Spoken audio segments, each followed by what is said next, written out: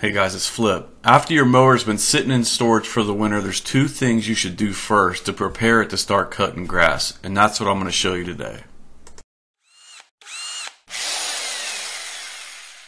So there's lots of maintenance that needs done every spring, and some things that need done every 10 hours or 25 hours or 50 hours. Everything from changing the oil, changing the fuel filter, checking your spark plugs, cleaning the deck, sharpening your blades, and on and on. And I've got videos on most of that stuff. But today I'm just going to focus on what are the two things that I think you should do first, right when you take your mower out of storage and it's been sitting in a cold shed or garage all winter. Now ideally, before you put your mower away for the winter, you cleaned your deck. That'll help slow down rusting.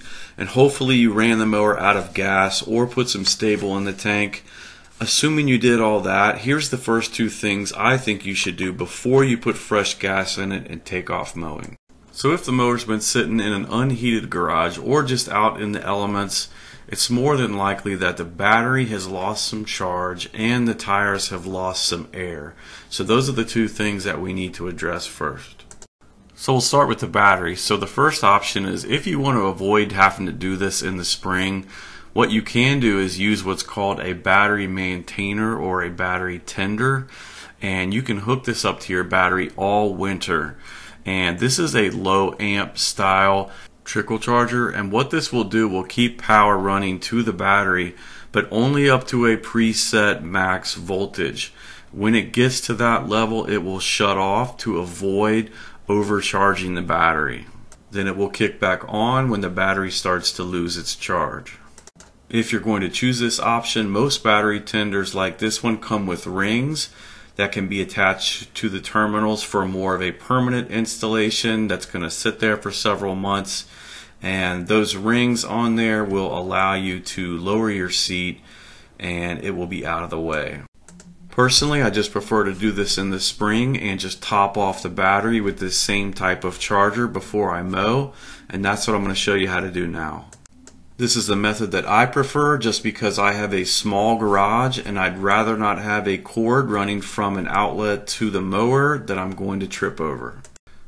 So to top off your battery after winter, first locate your battery. On most riding lawn mowers, they're under the seat. So lift up your seat, and then we're going to attach the two clamps to the battery. But before you do that, first make sure the charger is unplugged. Or it may have a quick connect where you can change the hookups from clamps to rings. You can also make sure that is disconnected. This will help you avoid any sparking. So once you're sure it's unplugged, you can go ahead and hook your red clamp up to the red positive terminal and then your black clamp up to the black negative terminal. Then you can go ahead and reconnect the quick connect or plug the charger in, whichever way you chose to disconnect the power from the clamps.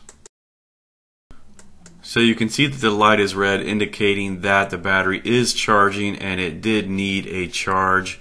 If you had this on here all winter, it would more than likely be green right here, just showing that it's maintaining the charge. But it typically only takes a few hours of being hooked up to where that light will be green. I normally just hook it up and let it run for about 24 hours just to be safe. And here on the front you can see this is a very low amp charger. It's only 0.75 amps. Typically for a lawnmower, anything 2 amps or below is all you need. Also, just make sure you use a charger that matches the voltage of your lawnmower battery. Most mower batteries are 12 volts, which this charger is. And for the record, just make sure you follow the directions in the manual for any charger that you buy. And then on the top here, it's got a little key that shows what the different lights mean, and this one is red, so it is charging. I believe I bought this charger at Harbor Freight years ago, but I will put a link under the video in the description to either this charger or one very similar. When the light turns green and your battery is fully charged and the charger is in maintenance mode, then you can go ahead and disconnect the quick connect or unplug it from the wall. Then take off your black clamp, then your red clamp. Next, slide back into place any covers that were over your terminals, and then you can put your seat back down. The second thing you need to do when taking your mower out of storage is check the air in the tires. Colder temperatures can cause your tire pressure to drop, and you do not want to be driving your mower around with partially flat tires. so it's important to check this right away. So on my mower, which is a Troy-Bilt pony, the back tire should be set at 10 psi, and here I'm just checking it with a basic tire gauge. And my front tires need to be set at 14 psi, so again, you can just check that with a tire gauge, or if you have a battery powered inflator, you can just hook that up and see what it's reading and see if you need to add air. If you don't have an air compressor or a digital inflator, you can do this with something as basic as a bike pump.